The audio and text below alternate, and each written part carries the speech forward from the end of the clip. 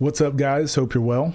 Again, this is another highly requested video. It's a workout. Well, actually, it wasn't the video necessarily. It was more the creator. So this is Coleman Ayers of ByAnyMeansBasketball. This one's how to finish calmly in traffic and chaos, full workout. I prefer breaking down the videos of where there's an actual workout or a training session because for the most part, especially Coleman, ByAnyMeansBasketball, most of the stuff he says, like in his NBA kind of breakdowns or where he's just talking context and philosophy about basketball, I almost completely agree with all of his stuff. Like I think he does a really good job explaining the why. I think he does a good job just getting into details about things that he sees. Like he can take what he sees and explain it and break it down, make it easier for the casual fan and basketball fans alike to understand a bit more. So I mostly agree there. The difference I usually have with trainers is kind of just their workout. Maybe not even a difference. It's just a different way to look at the same sort of workout. So we'll look at that today. Again, just want to reiterate, ByAnyMeansBasketball is by far one of my favorite channels. Very similar to the other YouTube breakdowns I do. I agree with 90 to 95% of what these guys talk about. The stuff I disagree with is what I focus on, because there's no point just saying awesome, great job, patting everyone on the back. I think that's pretty much what most of this industry is. So I talk about the points that I disagree with more and just try to share another perspective. So keep that all in mind before we get into it. Traditionally, most finishing training looks like this. When finishing around the rim in a game looks more like this. It's like training in a zoo to then enter the jungle. One thing that I do kind of disagree with, I think this is highly effective for 90% of players, like kids that aren't good at finishing. This is really good this is kind of like a ball handling workout. It's going to build up your skills and the coordination to be able to do this movement. It's good to build up the muscle movement, muscle memory. It's not going to make you finish better with contact, but this is going to get you to a point where you can start practicing finishing with contact. On the rim in a game, and then we jump to showing like this. It's like training. This is what it's going to look like in a game. Again, I think translating from NBA to what you're actually going to see in high school. I wish we could use more high school clips or college clips just to make it more contextual for players. But yeah, it's not the same type of finish that Mike and Drill helps with, but to each his own. To then enter the jungle. 9 times out of 10, it ain't gonna work. Now, I have nothing against basic drills, and I actually love the simple drills for players with less experience. So if the Mike and Drill is still tough for you, it's not a bad option. But with players like this, and oftentimes I do think we underestimate players, I want to push their limits. I want to challenge them, prepare them for the craziness of the game, the contact, the speed, all the factors. So I think this is something, and he might explain it later, this is something I have a kind of a disagreement with a lot of coaches, mainly because the biggest issue I think we see in youth sports with players is that they don't have the fundamentals. So like they can't consistently go full speed and make a normal layup. So we're working on how to make these tough layups or 360 layups or do these other things with lots of spin. It's like, I think I said this in a couple videos ago, but we skip step 1, 2, and 3, and we go to step 4. I see a lot of trainers teaching kids like, we saw it with the step back video. We're like, oh, this is why you're missing your step back threes. And honestly, I see most kids missing their step back threes because they shouldn't be really shooting step back threes. So here's a workout for you to be able to do with yourself and maybe a partner. This is a workout I did with our guys up at ByAnyMeans Mountain State, our new academy over in West Virginia. So if you're new to that Shepherdstown, West Virginia area, make sure to check all these guys out. They know what they're doing. Let's get it. Always like that intro. So again, facing the opposite way.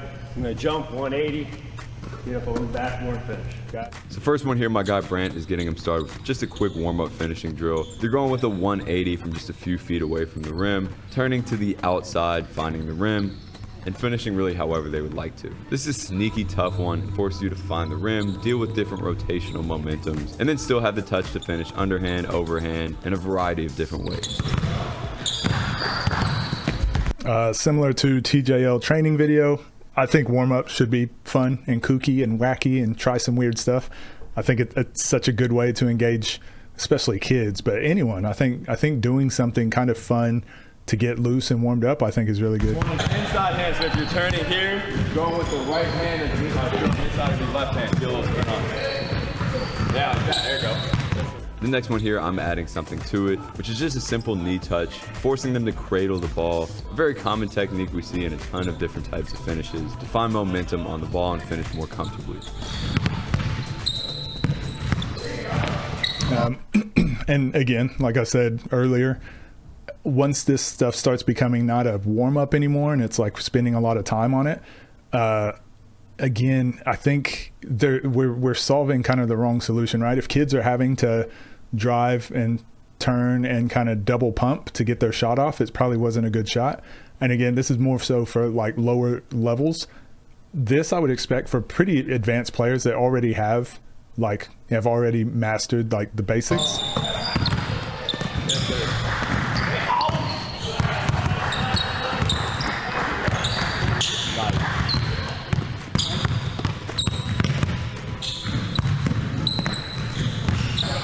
Red line, you can go either hand, don't matter.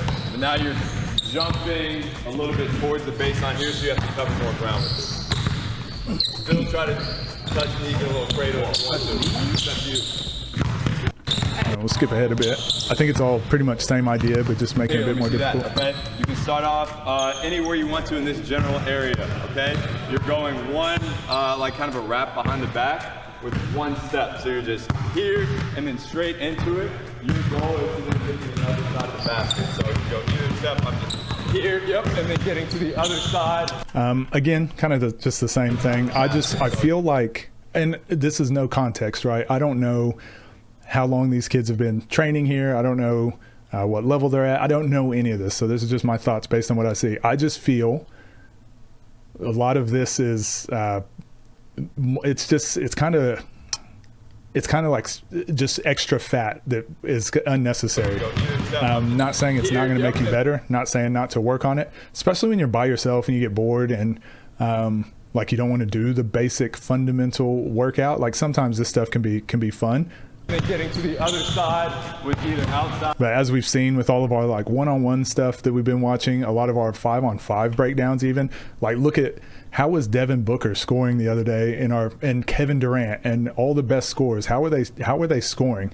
It was just out of a closeout. They would just drive and get a normal layup. It was like drive, get 2 feet in the key, kick out. I think there's a lot more decision making and finishing and different ways to get to these areas. I think if we're worried about here, like going behind the back and going up and under to the other side, to me that's a low percentage shot for most players. Getting to the other side. And yes, we all want to be able to make those, but if they can just make a full speed left hand layup, like they probably don't need that either. Outside or inside hands. And again, I know the argument is going to be, oh, it's just to make them better. I get it. I get it. Trust me, I do. I just disagree with it.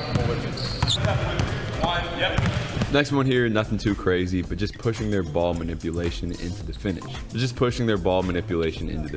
So they gotta align that step with the wrap of the ball, which obviously takes timing and coordination, but also really just control of the ball and then being able to transition that into a finish. That's right up the dribble. You just go dribble here, boom, same thing. Start with a live dribble. Yep. Good wrap. Nice. Of course, skip ahead. Easy, and for some of these younger players, may not even be possible, in which case they can go with that last stride. But this is a great challenge for dexterity around the rim. A little bit late in your step, but you're trying to do it as late as possible in the area. I try to think about, I think of a college team, right? And I think about, or a European team, you know, think about the highest level, highest skilled team-based teams. Like obviously the NBA, a lot of guys can do this sort of stuff, whatever, there's more room for that. But look at college teams, look at European teams, and what you'll notice about all of them is they're trying to get shots that don't require these sort of movements. So while this does increase your dexterity and does increase your ability to make tough shots, this is kind of the problem with America is we're so focused on making tough shots. We're so focused on creating like really like being able to create scores through traffic. We're so worried about fixing that part of it, the individual aspect of it. But I think we've largely solved that problem here. I think our system that we have, our high school system, our AAU system, everything is already built for individual play. Like I just feel like we've solved the problem there already. The problem we really need to be solving as coaches and as trainers is the holistic approach to basketball, I believe.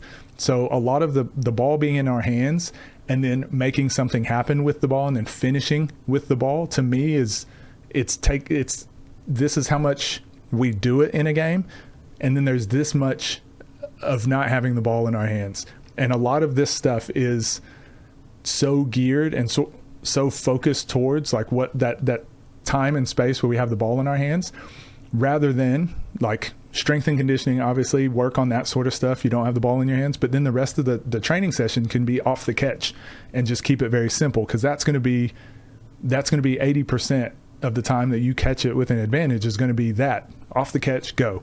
Not often are we actually getting the ball, bringing it up, getting into a one-on-one situation off the dribble, and then going and scoring, not against good defenses anyway. So I struggle to find what problem we're really solving in the skill industry. I'm going to be talking to someone soon who's kind of big in this skill industry space, and these are some of the questions I'm going to ask. But it's like, what problem are we really solving? And if it's to make better individual players, I just feel like we already do that in America. I feel like our system already creates really good individual athletes. We need to create better off-ball players, better strength, like more core strength and defensively minded and team play minded, shooting high percentage shots, hunting high percentage shots. I feel like that's the problem we need to solve. Sorry, and I've cut this a lot. And this is not a knock on Coleman. This is just the industry as a whole, which I'm a part of. I was coaching a group of kids. I say group of kids. It was a semi-professional team in Oklahoma, and some of them were adults. Some of them in their mid-20s or late 20s. A couple were in their 30s. And we were working on some small-sided games, so just some stuff out of like splits action, I think it was. So some pick and roll stuff, some splits action stuff. So it was like 3-on-3. And I started realizing we would create open shots. So I was teaching them how to get 2 feet in the key, find the open shot. And guys were getting kickouts with a closeout and couldn't score. Like they couldn't shoot. They didn't recognize what an open shot was. They didn't recognize when to just drive and get 2 feet in the key and score. It was like everything turned into a tough shot, fade away. Everything was just so difficult. And I realized and they're making shots. Sorry, there's a gnat or something in here.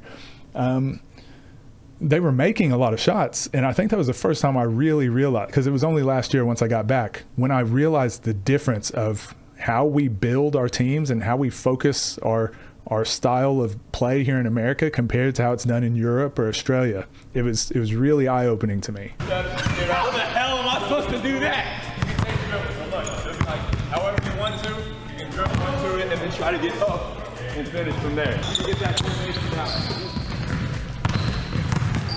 There you go. Okay, next one here. Starting off a little bit more at an angle to the backboard. Throwing it off the glass here. Now, instead of just going up and kind of slipping it in, you're finding some way to either get your hand on the side of the ball this way or this way and finish.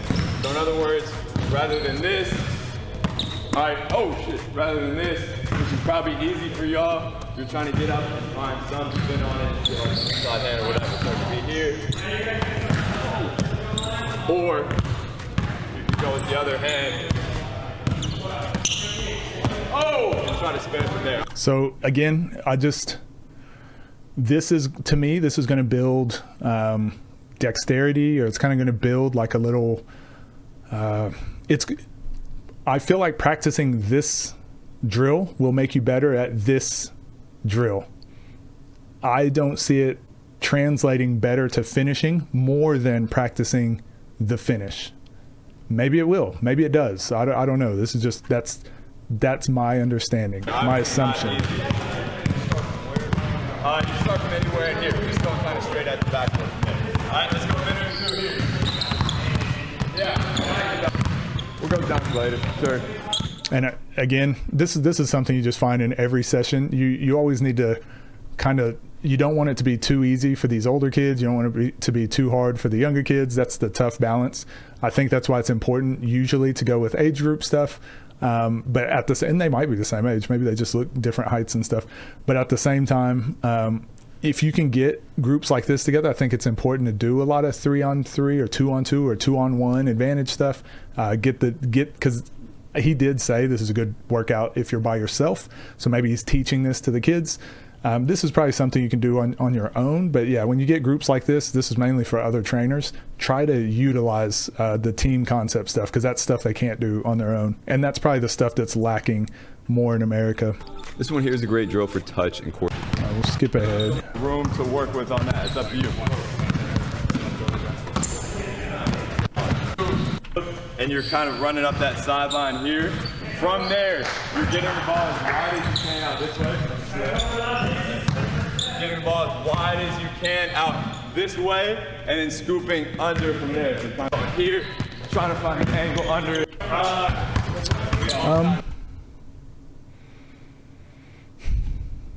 Again, I can see the vision. It's hard for me to think that that's what these kids need. There we go. Yes, that side. And again, I don't know them. I don't know, like, if this is step 30 of the program. I don't know. Nice, there we go. This is another signature. I call it the Dr. J drill. They're going super deep on the baseline and then kind of reaching up as they go with the reverse layup, trying to draw the biggest circle they possibly can with the ball. So again, pushing them to be able to control the ball in mid. And I think my thinking is, because I'm trying to think of what the arguments on the other side are. People will say, this will make them a better finisher. You should have more options to do as many finishes as possible. I agree. Against a bad defender, though, you're just going to get pushed out of bounds, or you don't have a lot of control if there's contact, like holding it out on one hand. The solution, driving from the corner to the basket, is that veer dribble to try and get where you can use the backboard. This is a shot that you will see some players be able to make, or some players use in a game. This is not a shot you will see 90% of players needing to make in a game. If you're this age and this is the shot you're having to shoot, there's probably a lot of other things that we missed up top, or there's probably a lot of other things fundamentally that we can work on first to make you have to do this less, to where, again, this should be, to me, this is cherry on the top stuff. This is icing on the cake stuff. This isn't the foundational importance. Biggest circle they possibly can with the ball. Again, I'm very different. Okay, but you are jumping from the block, and your goal is to end up behind the red line. You may not get there. That's your aim. Kind of fading away. Jump back and also getting to something where maybe you're fading back from there. That is. I'm going to skip, because all this is kind of the same. You see a decent amount as you're fading away from the basket, and have to account for that momentum. Yeah, man. It's the same. Okay, anywhere you would like to, off of 2 feet, outside of this lane line. Inside the paint, covering ground to get all the way. Let's go. And then this one here is a good athleticism challenge. You got to get all the way across. All right, I'm going to skip, because it's all the same thinking, right? I feel like Brent's more than 6. All right, before we go any deeper into some of this weirder shit that we do, why do you guys think we do drills like this, even if you'll probably never go up in a game and do a wrap in the air?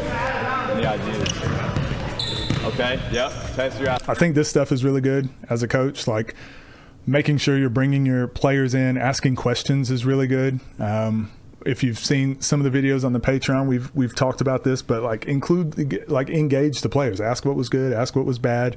Asking for their feedback keeps them far more engaged. Athleticism a little bit. That's a very good answer. Anything else? Yes, for sure.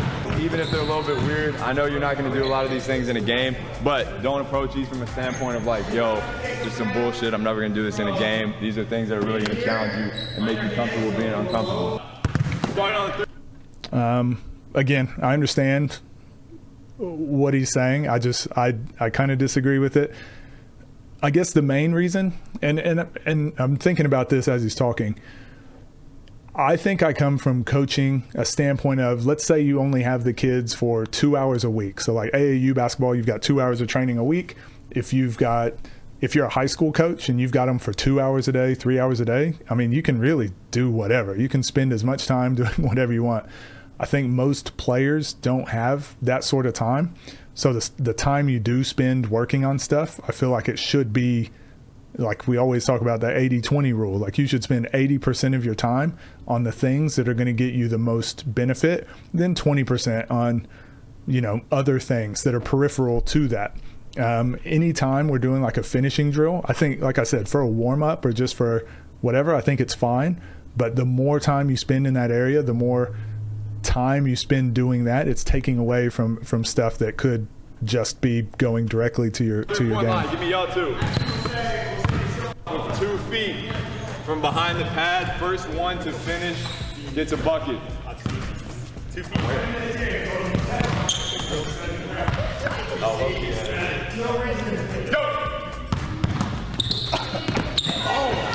Again, it's just, y'all know how I feel about these sort of things. It's fine. Go on this side. Cam, you go on this side. You guys are starting inside the red line right here. Okay, we're drawing up. Don't matter. Okay, defense. You got to take those balls away. Defense will go shoulder to shoulder right here. All right.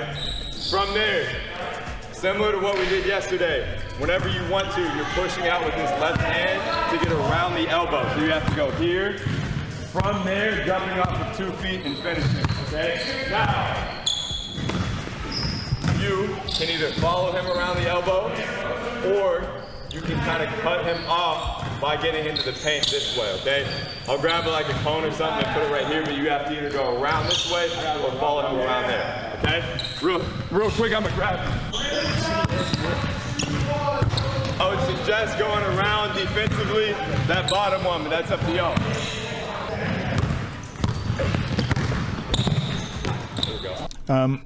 Yeah, this is similar to, you can do this in a bunch of different ways. I like these kind of advantage type drills where you give the offense the advantage. That way they get to practice what they're going to do in a situation like off a pick and roll, or if they do catch the defense out of, off a closeout, they get to practice these situations. This is what I was kind of talking about. So we get the drive, the principles we usually talk about, get to that spot on the, right in front of the rim, because it's the second highest percentage shot in basketball, but it gives you decisions to get to the backboard on either side or finish over the front. But these are a lot of, like, to me, like, made this tougher than it needed to be, like double clutch up and under. Again, is that a result of practicing that stuff too much? Is it going to make him better at finishing like that in a game? Am I too strict in the way I want more efficiency, less of that sort of stuff? Again, these are just differences in philosophy, I suppose.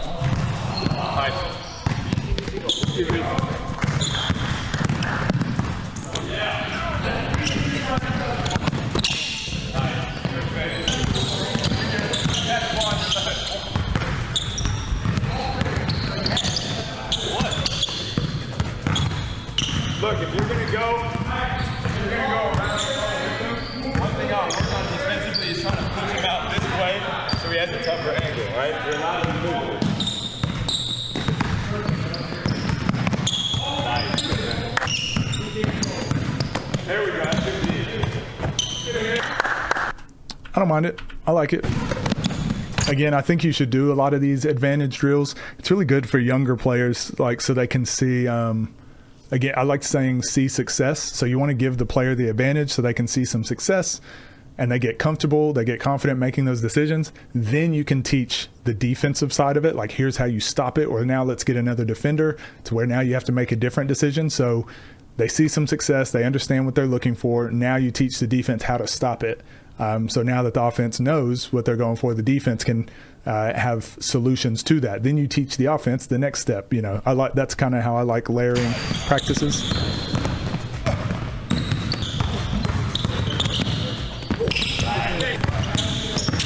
Nice, good angle.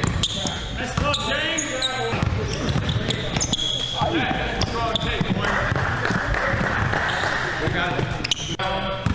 This way, I may switch this up a little bit. Either way, you're going to be taking a curve downhill, okay? Defense is going to be chasing, right? Oh, another point. This is where, and this is why it's tough, right? This context and understanding. One of the big issues I have with the industry is ideally these kids, and ideally Coleman, ideally he's working with their teams or understands like what it is they need to work on. Because, you know, I was saying like, oh, I don't agree with that type of finishing or whatever, blah, blah, blah. It doesn't matter. But if that's a thing that their coach specifically identified they need, then this is the perfect workout. It's a very good workout. If these players are struggling just to run sprints or to get back on defense or to communicate or to handle pressure, then it's like, okay, we are working on all these things, but we're working on this subset of things that we're not getting very often. And there's this bigger chunk we need to work with. So again, I guess that's why the context for me, I have to be charitable. I need to be charitable and assume that these are things that have been clearly identified as needing to improve on or needing to be worked on. Starting on defense, like on my back here, okay? Whenever I want to, I'm exploding out. From here, I have to get to the rim and finish on the other side without jumping. Right? There, I've seen him do this one a couple times. Again, I feel like somehow I just feel like it's still overcomplicating it, right? Like still getting to the other side and finishing is just as good as getting to the other side and like not jumping.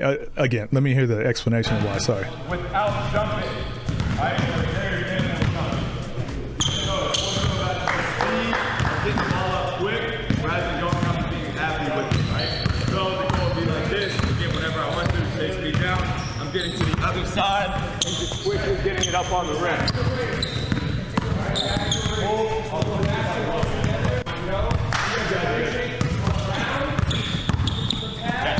Oh, perfect though. That's what I want. Try to challenge that speed.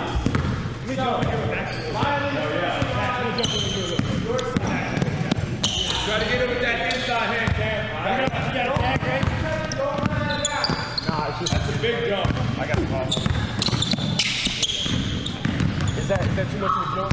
So I guess I'm confused with the not jumping part of it. Maybe he's not meaning not to jump. It's not natural, but try it out.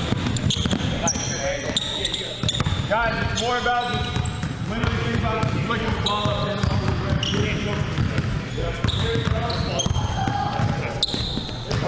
Yeah, so maybe he doesn't mean no jumping. I think that's the part that was like confusing me. Guys, watch me one more time. I know it's weird and it's very unnatural, but the goal would be to go super quick trigger. Take a play, Andy. Yeah, Yeah, I'd have to know why. I'd love to know why.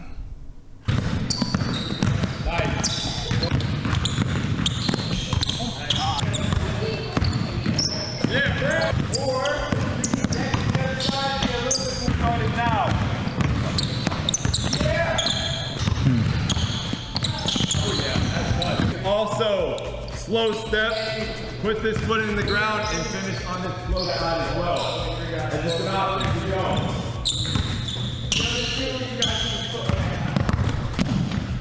Oh, that's always a low-key stop. You got no momentum. Yeah, well, I think this is pretty much it, right? Last 3.5 minutes. You're going with your partner.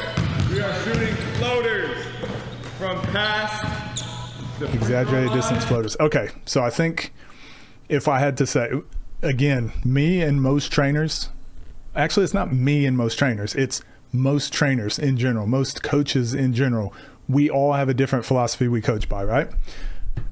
From this video, it definitely seems like Coleman likes to coach, like over-exaggerate everything, right? So over-exaggerate this, under-exaggerate that, like it's almost like an extreme of each thing. I think there's beauty in the simplicity and teaching like the fundamental part of it and then building the complexity on top of it. I feel like his is the opposite. So go complex, like super complex, And then I don't know. I need to watch more to see if he then brings it down to the fundamental aspect, or if it is about the complexity. Therefore, in the game, it should be easier.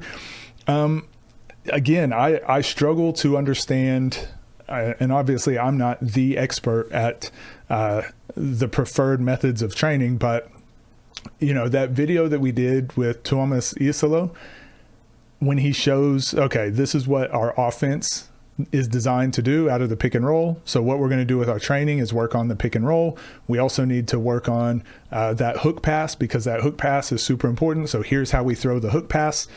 I try to imagine if Thomas taught with this style of training, he would be saying, okay, we're going to do the hook pass, but instead let's go off the wrong leg and let's also do it from further away. It would be like over exaggerating the thing to hopefully make the thing easier, rather than just, no, just practice it the way we want to do it. Practice exactly what it is you're looking for, and have very specific coaching cues and words for that thing. So his was step on your outside leg, and it was straight elbow with the hook pass. And he was like, that's how we're going to make that pass. So then whenever they were in their practice session, they'd come off the pick and roll, the couple ways that they talked about. Then when they made the hook pass, he could just look at those 2 coaching points. I feel like we need more of that. Look at what the offense is, or look at what your defense is, break that down into smaller bites and just practice those things. And then I feel like the skill trainers would work well of going, oh, here's some little tidbits and extra things you can add to make that thing better.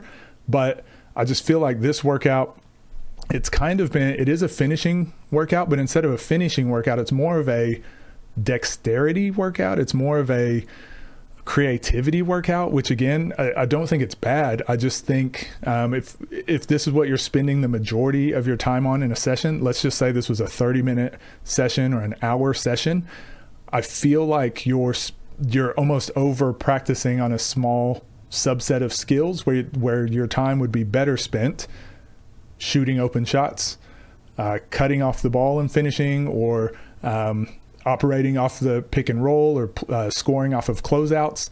I feel like it would be more beneficial to work on those things. And then this is just like a small little, every once in a while we do this. Again, I don't know the context. I don't know the full program. That's just my thoughts, my 2 cents on it. Again, would like to have a conversation with Coleman, be able to ask these sort of questions. So maybe one day, and we can get those answers for you guys. But yeah, overall, like I said, I break these things down and people are like, man, you really don't like this guy.